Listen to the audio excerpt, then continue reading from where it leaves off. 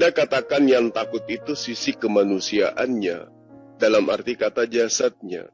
Saya ingin tahu dari logika Anda. Mampukah jasad itu merasa takut tanpa ada unsur roh? Karena itu diizinkan Allah terjadi sebagai pengajaran firman. Kok diizinkan Allah? Bukankah yang ada di dalam diri Yesus itu adalah Allah? Contoh bang, saya bilang sama bang, ya, seandainya saya Allah nih menjadi rohnya Yesus, ya kan?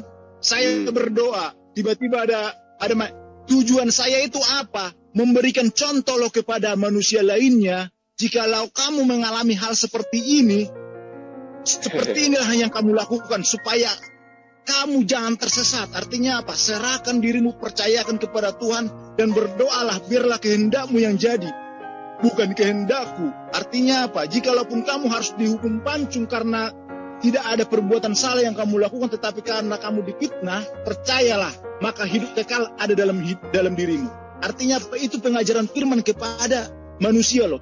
Itu pengajaran firman, bukan dalam hal konteks yang sebenarnya yang dialami oleh Yesus. Seperti itu, Bang. Ya, jadi ini bukan cerita mengenai penangkapan. Saya tidak sedang membahas tentang apa yang diterangkan di dalam Lukas 22 atau Matius 26. Tidak.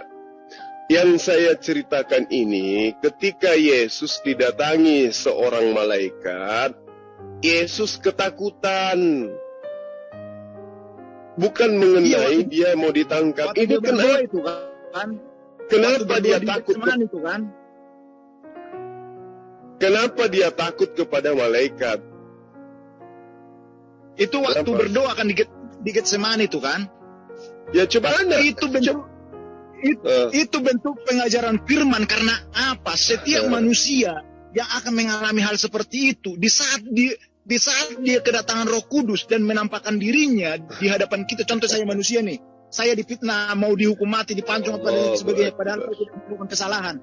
Saya berdoa dan saya tuh merasa tidak ada salah saya, Tuhan. Kenapa saya harus dihukum seperti ini gitu kan? Tiba-tiba malaikat menguatkan saya. Otomatis saya akan takut. Siapakah dia yang datang? Iya, itu kalau Anda ini sedang berbicara mengenai Tuhan Anda. Tuhan Anda takut kepada malaikat. Itu pengajaran firman. Pengajaran apa? Sementara Yesus tidak pernah mengajarkan menyembah dirinya. Kenapa bukan itu yang diajarkan oleh Yesus? Yesus pernah mengajarkan bahwa dirinya itu adalah Tuhan yang wajib disembah. Pernah? Contoh Bang ya, saya bilang sama Abang. Sekarang saya tanya sama Abang. Jika Abang merujuk ke situ, contoh waktu Yesus dicobai oleh iblis. Mana mungkin iblis bisa berani mencobai Allah? Itu secara logika manusia. Tetapi semua itu adalah pengajaran firman kepada kita. Artinya apa? Artinya apa? Dia kan, Yesus itu kan wujud manusia. Dan Allah sebagai rohnya. Dia mencontohkan di saat nanti manusia ada iblis yang menggoda manusia. Kamu bersekutu dengan saya. Itu asumsi Anda. Yesus sedang tidak mencontohkan, kawan. Yesus tidak sedang mencontohkan. Dia sampai keringatan seperti titik-titik darah. Itu bukan contoh. Itu keadaan yang dialami oleh Yesus. Sampai dia bersungut-sungut berdoa kepada Tuhannya. Gimana ceritanya Tuhan itu adalah contoh? Pengajaran nggak bisa, itu asumsi. Yesus mencontohkan. Tetapi Bang, orang yang itu dipenuhi asumsi oleh Anda. Kudus, maka menafsirkan setiap ayat itu sangat jelas Bang. Bukan asal akal. Itu asumsi Anda, karena Anda ingin menobatkan Yesus itu sebagai Tuhan. Anda mengatakan rohnya Yesus adalah Tuhan. Kalau rohnya Yesus adalah Tuhan, kenapa dia harus takut kepada malaikat? Anda mengatakan itu contoh, itu asumsi. Itu asumsi Anda itu. Itu dalam konteks pengajaran firman. Semua apa yang dilakukan Yesus di dunia, bahkan mujizat itu pun pengajaran firman Bang. Artinya apa? Ya, itulah itu Yesus berkata apa? Ya kan? Jikalau engkau memiliki iman sebesar biji sesawi, gunung pun bisa kau pindahkan. Artinya apa? Itu merujuk kepada perumpamaan supaya kita lebih mendekatkan diri kita kepada Tuhan. Artinya bukan dikatakan ini sebagai contoh, bukan. Tapi dia melakukan itu seakan-akan dia itu menjadi sama dengan manusia. Dan semua manusia akan mengalami apa yang dilakukan oleh Yesus itu. Kalau Anda mengatakan roh yang ada pada diri dalam Yesus itu, sekarang ketika dia teriak Elia sama wama sabaktani itu, ya, itu kenapa roh yang ada di dalam dirinya itu teriak memanggil Tuhan lain? Contoh lagi, itu juga contoh. Itu juga contoh. Begini bang, itu bang perkataan Eli lama sabatani, Allahku, kenapa engkau meninggalkan aku? Artinya apa? Sama itu pengajaran firman kepada manusia. Pengajaran firman, oke. Nah sekarang begini. Pada saat kita mengalami penghakiman yang dilakukan yang bukan dari perbuatan kita, ya kan? Pasti kita akan merasa kita orang beriman. Tetapi kenapa Tuhan tidak menolong aku? Kenapa engkau meninggalkan aku, Tuhan? Padahal aku inilah beriman kalau seekor lalat dikasih kebenaran, ya dia lebih suka yang sampah. Inilah ceritanya. Oke, Anda nggak usah asumsi. Sekarang saya tanya begini. Itu penafsiran firman Tuhan, Bang, bukan bungkus yang tadi. Ketika Yesus itu bayi, roh yang ada di dalam dirinya itu adalah Tuhan. Kalau saya mengatakan iya. Oke. Nah, ketika roh yang ada di dalam diri Yesus itu adalah roh bayi, roh Tuhan yang adalah bayi, pelajaran apa yang ingin dia ajarkan kepada manusia? Supaya manusia jangan berkata-kata, supaya manusia jangan berlari pada saat dia bayi, gitu maksudnya. Begini bang, biar abang tahu ya, tanpa roh, kedagingan akan mati, betul nggak? Iya, ini tidak berbicara mengenai, ini rohnya Yesus. Iya, biar saya jelaskan. Biar abang tahu nggak kenapa Yesus harus disinilah kesesatannya kalian. Tahu nggak bang? Pada saat Allah menampakkan dirinya kepada Abraham dalam wujud rupa manusia, kenapa tidak harus melalui kelahiran? Karena di situ belum penggenapan firman. Tetapi di dalam Yohanes ini kedatangan dia, ya kan, untuk menggenapi firman-Nya. Kenapa dia harus melalui kelahiran? Karena Allah itu mencontohkan kepada manusia. Artinya seperti ini. Setiap manusia akan lahir dari ibunya. Dicontohkan sama dia. Di saat dia nanti lahir, dia akan hidup. Hiduplah di dalam kebenaran. Terus taat kepada Allah. Ini yang dikatakan, kalau sudah cinta, kayak kambing pun rasa coklat. Lalu naik ke surga. Artinya apa? Supaya kita manusia, jikalau ingin masuk surga, kita ikutilah Yesus yang sudah mencontohkan itu. Ya sudah, kalian mati disalib lah kalau begitu. Kenapa? Kalian jangan kawin lah. Kalau begitu kalian sunat. Kalian ibadahnya di sinagog. Nyembahnya kepada Hasem. Kalau mau jadi pengikut Yesus. Ya. Tahu nggak abang? Tahu nggak kenapa Yesus harus dia Yesus dengar. Tunggu bang. Yesus itu kalau Anda ingin mencontohi Yesus, saudara sahabat, kalau apa yang dipertontonkan Yesus semua untuk dicontohi, sekarang Yesus itu praktisi Yahudi atau praktisi Kristen? Praktisi seluruh manusia. Praktisi asumsi. Makanya aku bilang, dialog sama saya itu kudu wajib pakai akal, bang. Praktisi Yahudi Yesus itu. Yesus itu manusia taat kepada hukum Taurat. Abang, tahu nggak bang? Kenapa Yesus harus lahir di kandang domba dan ditaruh di palungan? Palungan itu kan itu makanan domba. Itu bukan sebuah keharusan. Itu bukan sebuah keharusan. Itu adalah makna, doktrin bang. Gereja. Itu punya makna, bang. Tahu nggak tujuan apa itu, bang? Itu kenapa Yesus harus ditaruh di palungan? Agama Kristen tidak berdiri kalau tidak semua aspek-aspek seperti itu mereka sudah asumsikan semua. Biar saya jelaskan sama abang ya. Kenapa Yesus harus lahir di kandang domba di tempat yang terhina? Karena itu penghinaan Kristen kepada Nabi Tuhan. Dan bahkan dia ditaruh di palungan. Itu penghinaan orang-orang Yahudi kepada Yesus. begini Bang, supaya setiap orang yang terlahir dalam keadaan hina di dunia ini jangan pernah kita rendahkan. Satu. Terus kenapa dia harus dibaringkan di Terus kenapa dia harus dibaringkan di palungan? Karena apa? Yesus itu, Allah itu, supaya kita di mana logikamu? Logikamu di mana? Penciptamu dilahirkan manusia. Karena apa? Sahabatku, otakmu di mana? Otakmu di mana? Pencipta langit dan bumi dilahirkan manusia. Di mana itu otak disimpan? Anda harus memahami itu supaya kita hidup di dalam firman-Nya, makan melalui firman-Nya supaya kita mendapatkan kehidupan yang kekal. Itulah sebabnya dia. Apa itu? Ajaran apa itu? Ajaran apa itu? Itulah ibarat pengajaran, makanya tidak asal-asal. Yesus mengajarkan apa? Anda asumsikan bahkan apa? Dia mati pun disalib. Dari awal Anda cuma berasumsi terus. Habiskan waktu saja. Artinya apa?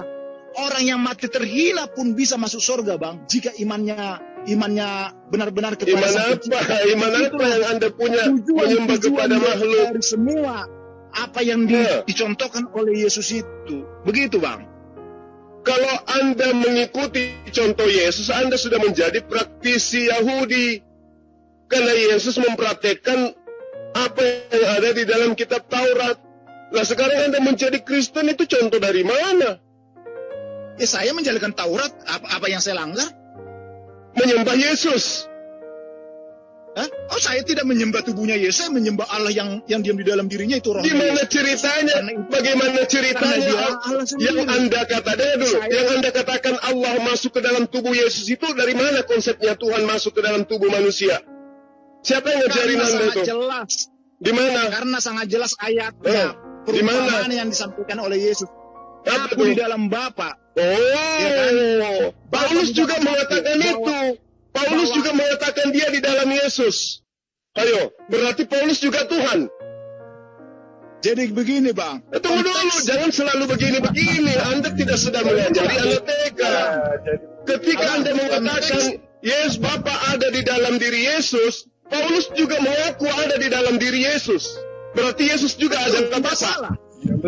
Karena apa? Karena Yesus adalah firman. Jembah Paulus. Ya, Yesus adalah firman dari mana? Apa sih firman itu, Bang? Firman itu apa? Firman yang diwujudkan kepada manusia. Tunggu dulu. Kembali dulu kepada firman. Firman itu apa? Firman itu adalah isi pikirannya Allah yang diwujudkan dalam bentuk apa? Perkataan. Nah, sekarang alam semesta ini wujud pikiran Allah atau bukan? Pikirannya Allah yang diwujudkan menjadi nyata. Nah, makanya jangan Anda itu konsep logos, konsep Yunani yang Anda ingin jajakan di sini. Yesus itu bukan firman. Dengar. Yesus itu bukan firman. Yesus itu makhluk. Yesus itu bukan firman. Kumpulkan semua pendeta hadapi saya. Buktikan Yesus itu adalah firman. Ayo. Nah, saya buktikan sekarang. Mana? Yesus itu terbukti manusia, bukan firman. Dari mana Anda mengatakan Yesus itu firman? Ngerti nggak apa itu firman? Ngerti nggak apa itu firman? Menjadi manusia. Alam ini adalah firman yang wujud menjadi alam semesta. Ide Allah yang menjadi alam semesta. Ayo. Betul. Nah, terus apa bedanya dengan Yesus? Apa bedanya dengan Yesus? Bedanya apa? Allah itu di dalam diri Yesus sebagai rohnya. Nenekmu kiper. Dari mana Yesus? Dari mana Bapa itu menjelma di dalam diri Yesus? Makanya saya katakan. Di mana? Mana tunjukkan? Tunjukkan. Bahkan kamu sendiri pun, makanya saya bilang semalam saya kenapa pengen. Bagaimana ceritanya Anda mengatakan Yesus itu pada dirinya ada Bapa? Ajaran dari mana Tuhan masuk ke dalam tubuh manusia? Halo? Omonganmu. Di mana kewarasan Anda ketika Anda mengatakan Tuhan menjelma masuk ke dalam tubuh manusia? Tuhan apaan itu Tuhanmu? Tidak menjelma. Siapa bilang menjelma? Ya, tapi Yesus kerasukan Tuhan kan? Yesus Anda katakan Yesus kerasukan Tuhan, betul? Bukan kerasukan, bukan. Lalu apa? Kerasukan. Lalu apa? Kerasukan itu berarti Yesus memiliki roh lain. Tetapi dia bukan kerasukan, tetapi dia kalau Yesus tidak Anda katakan sebagai roh lain yang ada pada dirinya, berarti betul Zakaria 12 nomor 1. Roh Yesus adalah roh ciptaan. Oh tidak. Lari mana kemana Anda mengatakan tidak? Itu dalil. Yesus itu manusia atau bukan? Itu di Zakaria.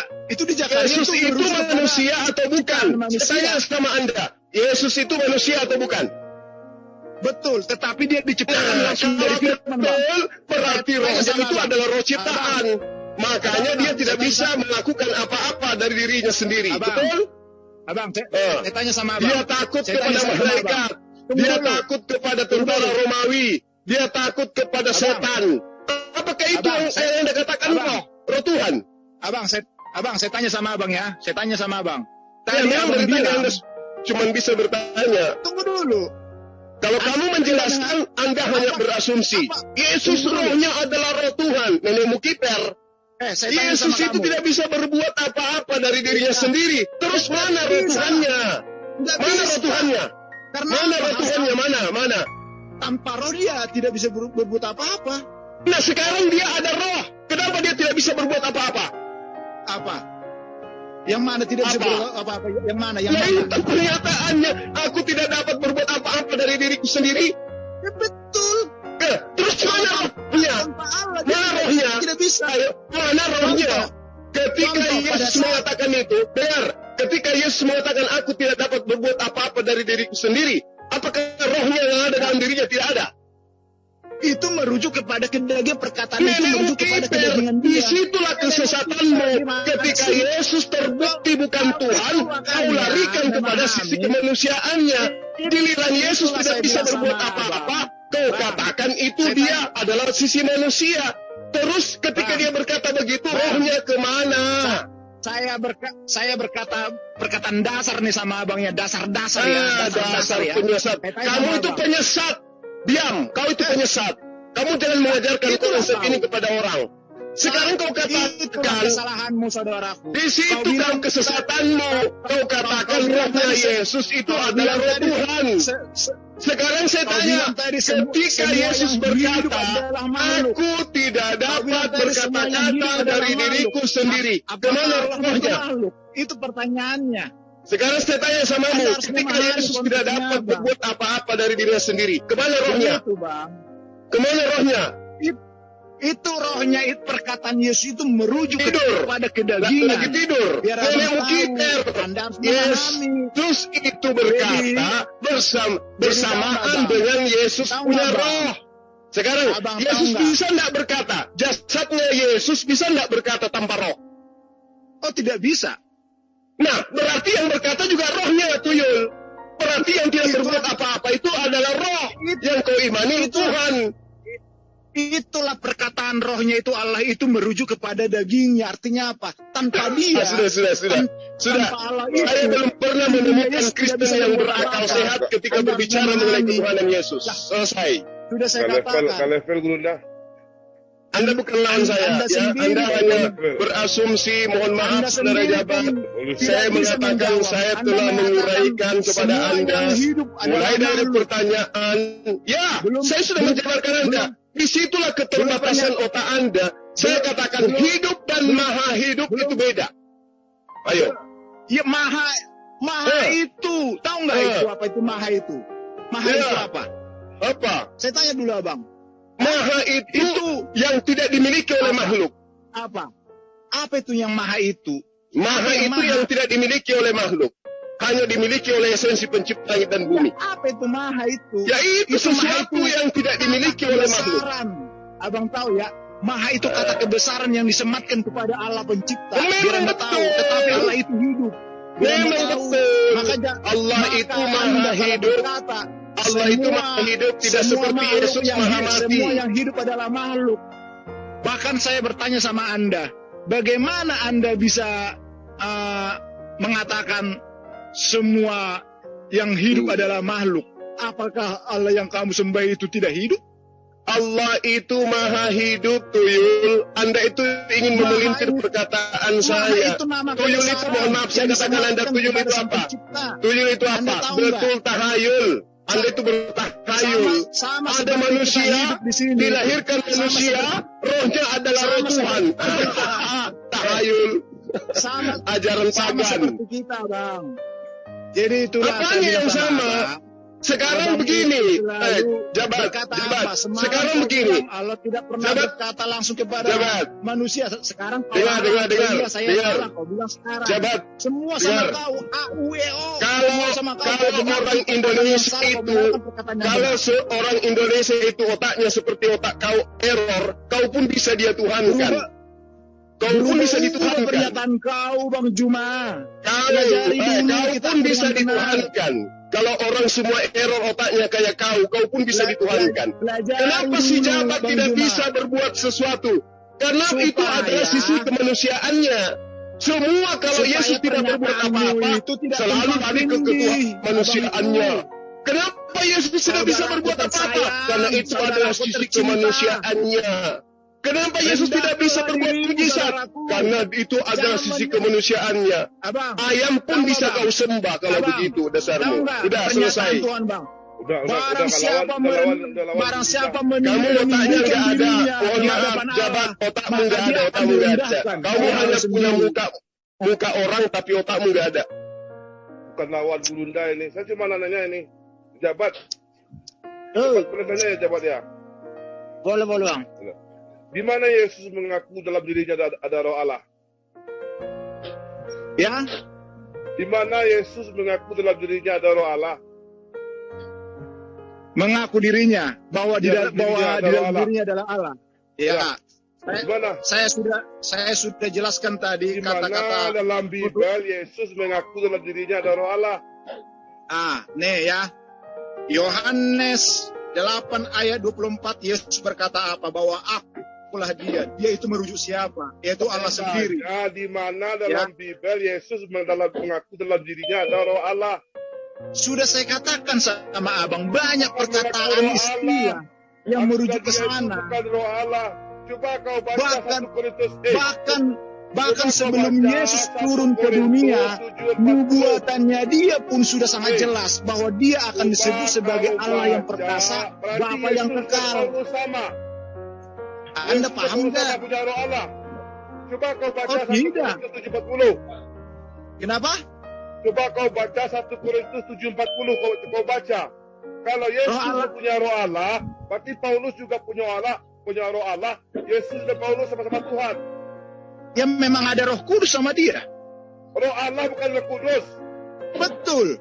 Di dalam ayat Alkitab memang banyak dikatakan itu Roh Kudus itu menyatakan Roh Allah di situ, tetapi secara kebenaran dan tafsirnya itu merujuk kepada Roh Kudus.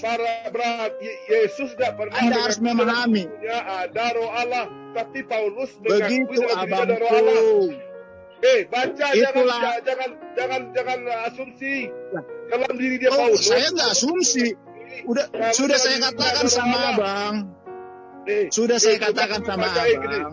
Siapapun aja, kalian aja diskusi dengan saya selalu ada. Saya tidak pernah. Ini gua lihat nih. Baca gua kasih sama lo. Ini gua kasih sama lo. Tahu itu bang. Paham. 1 Korintus 7:40 Paulus mengakui dalam dirinya ada roh Allah juga. Ini roh Allah dalam diri Paulus ini. Apakah Paulus juga Tuhan? Betul. Paulus juga Tuhan? Oh tidak. Oh bukan. Oh tidak. Kata roh Allah di situ kepada Roh Kudus yang menyertai dia. Loh, Paulus mengaku dalam dirinya ada roh Allah loh. Ya, iya Roh Kudus itu kan berasal dari roh Allah. Roh Allah ini. Bahkan kalau abang tahu, roh manusia ini pun berasal dari roh Allah, bang. Biar abang tahu. Itulah sebabnya kita dikatakan anak-anak Tuhan. Kita selalu dipanggil anak-anak Tuhan. Kepada Bapa mendekatkan diri kita. Tadi. Anda harus memahami itu. Yesaya 44 nomor 3, aku akan mencurahkan rohku ke atas keturunanmu. Bilangan 11 nomor 29, Tuhan memberi rohnya hingga kepada mereka. Keluaran 31 nomor 3, dan telah kupenuhi dia dengan rohku, roh Allah. Kejadian 41 nomor 38 nomor 39. Yusuf yang penuh dengan roh Allah. 1 Korintus 11 nomor 12. Segala sesuatu berasal dari roh Allah. 1 Yohanes 5 nomor 19. Kita berasal dari Allah. 1 Yohanes 4 nomor 6. Terus apa bedanya dengan Yesus, Tuyul? Berbeda. Apa bedanya? Apa bedanya? Karena ilmu Anda masih cetek. Iya, sekarang kau jelaskan ilmu kau itu yang penuh asumsi. Apa bedanya Yesus dengan yang lain? Berbeda. Kalau apanya yang beda? Rohnya kalau Allah Yesus sendiri. Sedangkan nenekmu kiper. Kalau Yesus rohnya itu adalah roh Allah itu sendiri. Yang lain itu dalilnya sudah jelas. Dalilnya sudah jelas. Sadar nggak kau? Keluaran 31 nomor 3. Kau kupenuhi dengan rohku. Rohnya siapa di situ? Rohnya Allah. Mau apa lagi coba? Makanya ku bilang ya, Anda kalau berdialog, tolong dialog dengan saya itu pakai akal. Aku memenuhi kalian dengan rohku. Nah, rohnya siapa itu? Rohnya Allah. Yesus rohnya siapa? Rohnya Allah. Apa bedanya? Asumsi yang membedakan. Demikian. Orang ini nggak ada ilmunya, Nunda. Nggak ada ilmunya, serius.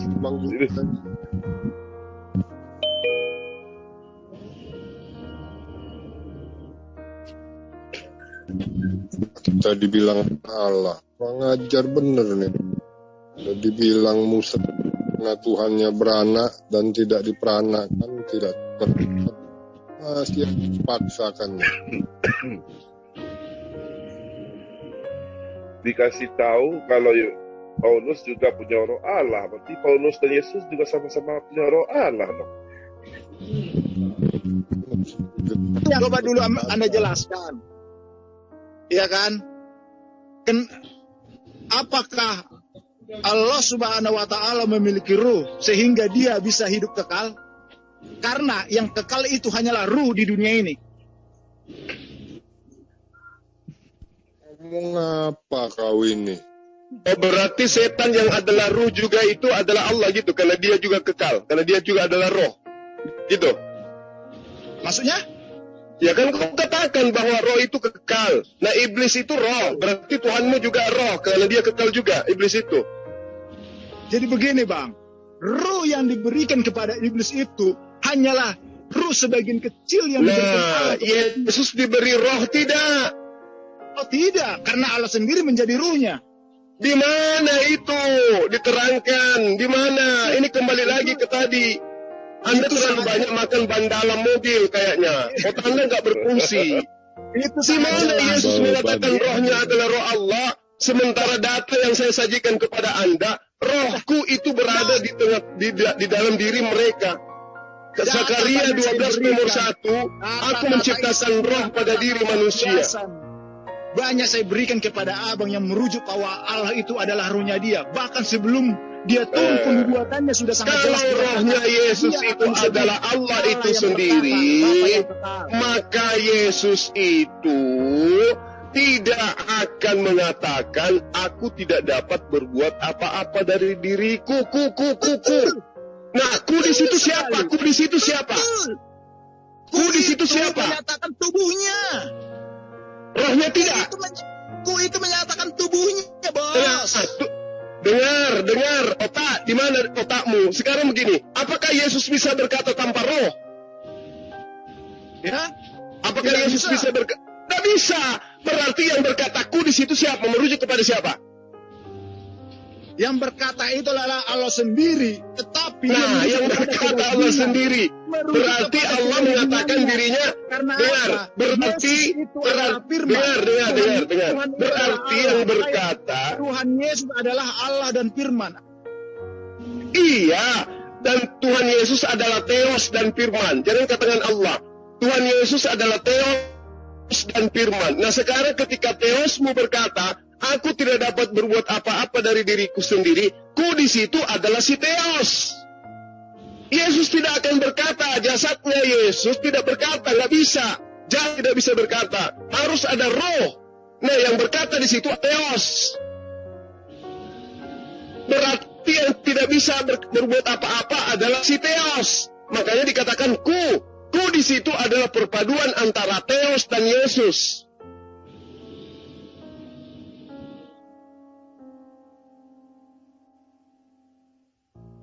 Gak bisa paham Anda, makan. Richard.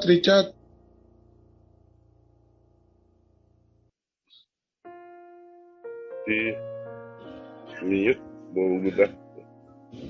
Richard. Anda harus ketahui. Bukan bocor Yo. itu. Halo. Nah, kenapa sih di-mute mulu sih? Bukan ganti-gantian, Cak. Ganti-gantian lah Anda ngomong itu. Kamu jangan nyerocos terus, dari kemarin kan dibilang. Kalau lagi dijelasin, kamu dengerin, jangan nyerocos terus kayak kereta. Jadi nggak teratur. Betul yang abang bilang. Tapi gini bang, pada saat dia berbicara, saya dengarkan. Kan lihat dari pertama, saya dengarkan dia panjang lebar. Tetapi giliran saya yang menyampaikan, baru cuma 1 menit sudah langsung dipotong. Bagaimana saya mau menjelaskan? Gitu Kan loh. gitu. Itulah saya bilang, awalan kamu tuh selalu bagus, tapi kesininya melempem. Bukan gitu bang, artinya bang, karena pada saat saya menjelaskan, baru 1 menit udah langsung dipotong. Giliran dia, 5 menit sampai lebih 5 menit saya dengarkan pernyataan. Kamu juga gak perkataan dari Bang Jumadri. Aku tidak berkata-kata dari diriku sendiri, itu perkataan Yesus. Ya. Itu berarti apakah dia Tuhan kalau dia berbicara begitu? Betul bang, artinya apa? Apa yang dikatakan oleh Yesus itu tanpa dituntun oleh Allah yang dari dalam dirinya, itu Allah sendiri, maka dia tubuhnya dia tidak akan bisa berkata-kata bang, tidak bisa berbuat apa-apa bang. Berarti dia bukan Tuhan kan? Tubuhnya bukan Tuhan, yang Tuhan itu adalah rohnya dia, Allah sendiri. Sejabat. Coba baca Lukas 22 sejabat. Adi. Lukas Silakan 2 ayat 22. Silakan dibaca, ayat 22 dibaca, baca. Bang. Ya, coba baca. Tahu enggak? Dibaca bang, dibaca bang. Enggak, baca dulu Lukas 22 ayat 22. Berapa tadi? Lukas 2 ayat 22. Mau aku share screen? Ya, Lukas 22 ayat 22. Lukas 2 ayat 22. Iya. Oh, makin gak nyambung jabat ini. Dan turunlah Roh Kudus dalam rupa burung merpati di atasnya. Lukas 2 Dan ayat terdengarlah 22. suara dari langit. Engkaulah anakku yang kukasihi. Jabat dengerin dulu tuh. Lukas 2 ayat 22. Gurunda, bukan lawan Gurunda. Iya. Kami aja lah Gurunda. Sambil belajar ini saya. Kita di semua sini. Lukas 2 ayat 22 kan? Iya. Coba baca di situ dulu dah. Saya baca ya. Ya. Dan turunlah Roh Kudus dalam rupa manusia, Lukas 2 ayat 22. Oh, Lukas 2. Oh, sorry bos. Tunggu. Ini. Dan ketika genap waktu pentahiran, menurut hukum Taurat Musa, mereka membawa dia ke Yerusalem untuk menyerahkannya kepada Tuhan. Apa yang salah di situ, Bang? Loh, Yesus katanya Tuhan. Tahu nggak abang makna di situ, Bang? Pertanyaan Tujuannya, Bang? saya, Yesus Tuhan diserahkan kepada siapa? Bang, biar saya jelaskan sama abang. Saya tanya letak yang tertulis. Abang, Yesus itu Tuhan kata Anda. Yesus diserahkan kepada siapa? Abang, biar saya jelaskan sama abang ya. Dalam ayat ini menyatakan apa di sini? Supaya kita manusia mengikuti seperti Yesus karena dia adalah pengajar firman. Maka apa? Anak yang lahir kita harus bawa ke hadapan Tuhan. Coba baca di situ. Ini ayat ini dipleset. Dengerin dulu jabat. Di sini kan dituliskan dan ketika genap waktu pentahiran menurut hukum Taurat Musa, mereka bahwa di ke Yerusalem untuk menyerahkan nyata kepada Tuhan. Nah, itu Tuhan yang mana siapa ini? Itu? Dalam diri Yesus Itu? ada Tuhan. terus diserahkan kepada Tuhan. Begini, Bang. Ada dua Tuhan. Bang, maksud ayat tahu nggak Bang, kenapa diserahkan dia waktu masih kecil? Karena pada saat Yesus masih kecil, manusia pada zaman itu, bahkan Maria pun tidak mengetahui bahwa di dalam dirinya adalah Allah sendiri. Ya, artinya apa? Dia berarti ada dua Tuhan begitu. Kan dalam Lukas. tidak. Coba Lukas 2. Tidak. Lukas 2:11. Lukas 2:11 coba lihat. Lukas 2:11. Yang lahir siapa? 2:11. Yang lahir siapa? Hari ini telah lahir bagimu juru selamat, Nah, yaitu Kristus Tuhan di kota Daud. Tuhan kan lahir. Ya kan? Yang lahir Tuhan. Betul. Diserahkan kepada siapa? Ya, Yang diserahkan kepada Tuhan. Yang lahir, Artinya Yang apa? lahir Tuhan diserahkan kepada Tuhan. Begini bukan. Artinya gini, Bang. Bukan. Dalam Lukas 2 tidak sejabat dengan Bang, tubuhnya dalam- itu yang diserahkan, yang disucikan. Sejabat Tubuhnya dengan Yesus. Tuhan dulu sejabat. Yang dalam Lukas 2:11 kata Lukas yang dilahirkan Tuhan. Nah, tapi dalam Lukas 2 ayat 22, Tuhan yang dilahirkan itu diserahkan kepada siapa? Kepada Tuhan. Berarti ada dua Tuhan. Oh tidak, satu. Karena begini, Bang. Aduh dulu. Oh, Yang enggak. lahir, yang diserahkan kepada Tuhan siapa? Saya tanya sama Abang. Yang diserahkan kepada Tuhan siapa di situ? Tubuhnya Yesus. Lo katanya Roh Yesus itu Tuhan. Apakah tubuhnya Yesus Tuhan? Saya tanya dulu sama Abang. Nah, begini. Berarti dalam satu... Enggak, saya tanya dulu sama Abang. Berarti Apakah satu- tubuhnya Yesus itu Tuhan? Baca Saya tanya dulu. Bang. Saya tanya dulu sama Abang.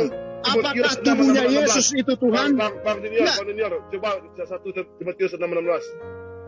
Bang, Matius 6:16. Bang, saya tanya Abang dulu. Masalah jasad ini, masalah Yesus. Abang, Nah, saya tanya dulu. coba kau baca 1 Timotius 6:16.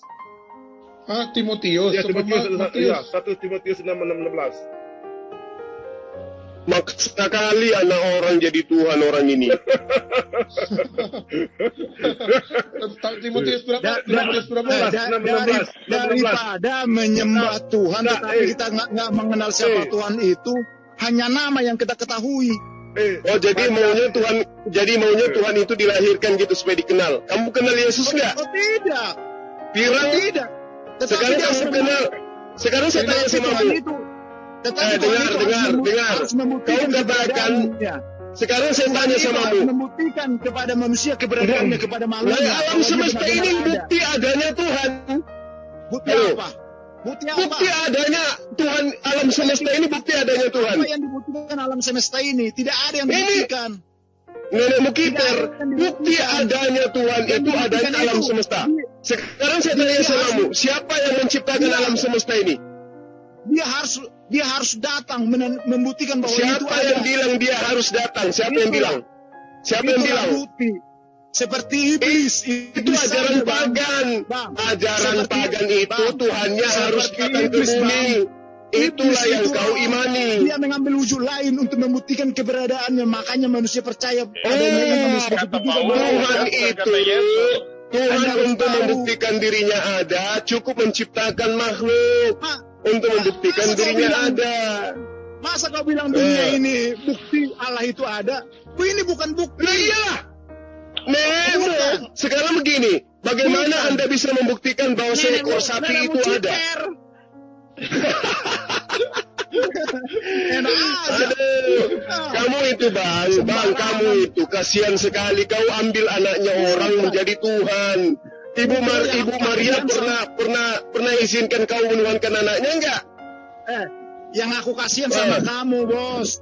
Kenapa saya katakan? Yang kasihan itu menyembah kamu. Allah itu. Tetapi kamu tidak tahu apa yang kamu sembah, hanya nama yang kamu miliki. Kok enggak tahu? Emang maksudnya tahu itu Tuhan harus jadi menurut kau Tuhan itu harus terlihat wujudnya gitu. Saya tanya dulu sama Abang, siapa yang Anda sembah? Allah Subhanahu wa taala. Allah itu nama atau bukan? Allah itu adalah nama Allah dari Tuhan pencipta langit dan bumi.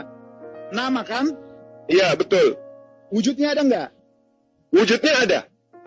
Ada. Seperti apa wujudnya?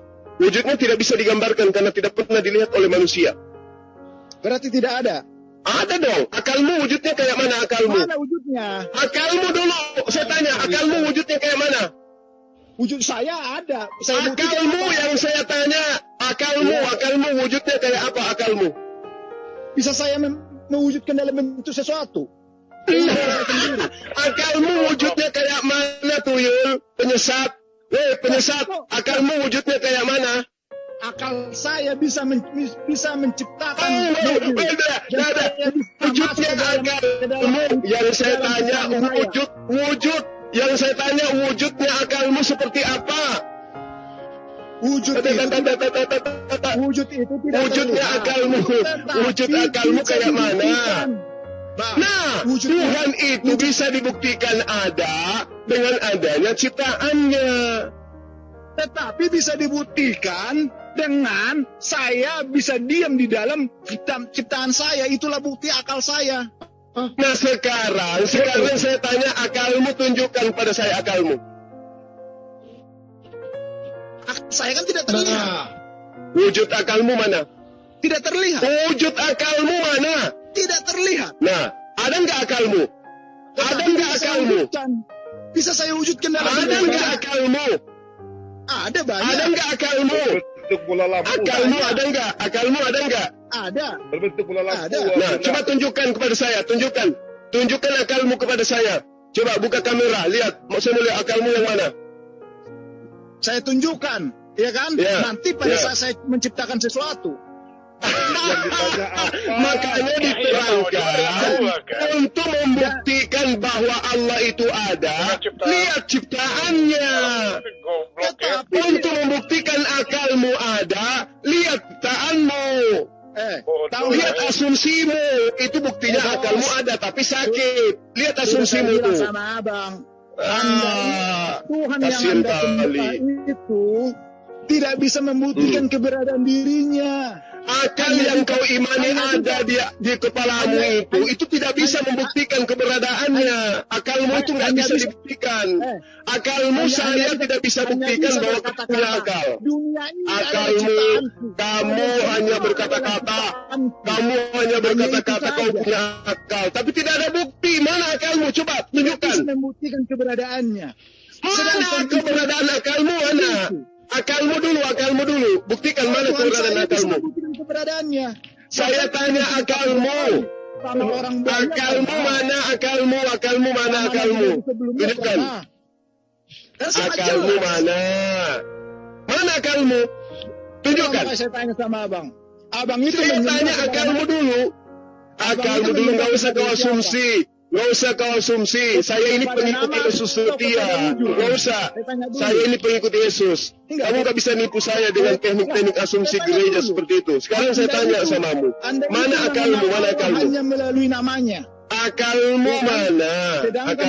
Akalmu mana? Kami orang Kristen mengenal Allah itu supaya kami percaya bahwa dia benar-benar ada, dia membuktikan keberadaan. Dia harus mati. Dia harus mati dipantek di tiang salib, gitu. Itu bos. Iya, Tuhanmu harus dibunuh supaya kau percaya bahwa Tuhan itu ada, ya kan? Itu penggenapan firman. Anda karena apa? Karena apa? Tanpa darahnya yang Stres. kudus, maka kudus tidak akan pernah terbuka bagi Bukan lawan kuda. Terus hadapi saya kalau begitu caramu. Sakit akal itu. Abangmu dengar. Penyakitmu itu akut. satu-satu jabat. Sekarang saya tanya dulu sama Anda. Assalamualaikum warahmatullahi wabarakatuh. Waalaikumsalam. Sekarang saya tanya samamu. Yesus itu menyembah Allah. Dia sujud menyembah Allah. Tunjukkan kepada siapa, bagaimana wujud Allah yang disembah oleh Yesus. Jawab. Jabat, buka. Wujudnya yang disembah Yesus itu seperti apa wujudnya? Tunjukkan. Buka mute-mu, Jabat. Berjanggut kah? Berkelamin kah? Coba ditunjukkan. Ya. Tunjukkan. Ya Bapakku yang di surga, permuliakanlah namamu. Ayo, tunjukkan kepada saya wujud Tuhannya Yesus itu kayak apa? Berjanggut, rambutnya panjang, pakai tongkat, berkelamin. Jangan bilang pakai tongkat, di sini ada peta lembu. Richard. Jabat, Tadi buka mute-mu. Yesus berdoa kepada Tuhan yang ada di surga. Tunjukkan wujud Tuhan yang di surga yang disembah Yesus itu seperti apa? Mirip kamu? Seperti Yesus katanya Pak Brunda, seperti Yesus. Yesus itu berjenggot katanya. Mampus lo si Jabat, hancur lo. Udah. Ayo Jabat. Jabat ini, aduh, makin hancur. Avatar saya itu. Richard, Avatar Tadi- saya itu, lihat itu. dibilang apa ya tadi? Tadi sempat dibilang saya ingat dengan kata-kata Pendeta Henry Tandiansa soal memberi contoh berdoa. Nah, Richard tadi sepertinya melakukan satu asumsi. Nah, kalau saya kali lalu dalam diskusi membawakan yang lain itu, lalu mengapa Richard menuntut saya, bertanya kepada saya, apakah mereka tidak rela jadi dikorbankan oleh manusia?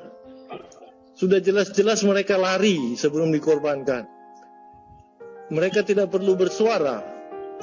Hewan mana juga yang akan bersuara mengatakan tidak rela dikorbankan? Udah terakhir hancur ini dihajar Bang Zuma nih, si Richard. Disuruh Sudah nunjuk saya gimana. katakan. Enggak, biarlah yang kamu menonton dengar ya? menilai. Siapa yang benar, siapa yang asumsi, kita akan memahami itu nanti. Halo, Richard, kamu dengar? Kalau saya katakan sama Abang, Anda pun beriman mengatakan bahwa nanti ada hari kebangkitan. Itu pun asumsi dalam kalian, dalam iman kalian, karena tidak pernah dibuktikan. Mereka itu tidak rela Anda jangan salah. dikorbankan. Sebentar, Richard, Tapi tetap saja dikorbankan. boleh nggak aku jelasin, Richard? Kamu mau tahu wujud Tuhan? Kamu tahu wujud Tuhan Allah? Peta. Ya. Jaringannya agak putus Peta. Kamu mau saya tunjukin wujud Tuhan Allah, Richard? Hah? Richard, Peta, suaranya putus. mana Richard? Sudah saya katakan, Bang. Saya akan jelaskan. Begini, Bang. Dulu. Anda beriman kepada Allah, tetapi Allah yang kalian sembah tidak bisa membuktikan keberadaannya kepada kalian. dengerin, saya Anda beriman juga adanya hari kebangkitan. Dan itu pun saya asumsi muncul yang lagi. tidak pernah dicontohkan bagaimana Kalau manusia asumsi ini nongol, saya harus nongol juga. Jabat, di dalam Lukas 6 nomor 12, pada waktu itu pergilah Yesus ke bukit untuk berdoa dan semalam-malaman berdoa kepada Allah. Yesus berdoa kepada Allah, coba tunjukkan, bukan Allah, Theos. Coba tunjukkan kepada saya wujud Theos yang dimintai doa Yesus itu seperti apa wujudnya? Jawab. Itu dalam konteks pengajaran firman supaya kita berdoa jangan di tempat keramaian. Kalau di saat kita mau bergumul kepada Tuhan Kiper yang saya tanya, Theos itu wujudnya seperti apa? Supaya ilmu mahrifat Ini berbicara wujud. supaya Anda menguasai ilmu mahrifat. Wujud Theos itu seperti apa wujud Theos? Waalaikumsalam. Melarikan diri. Waalaikumsalam.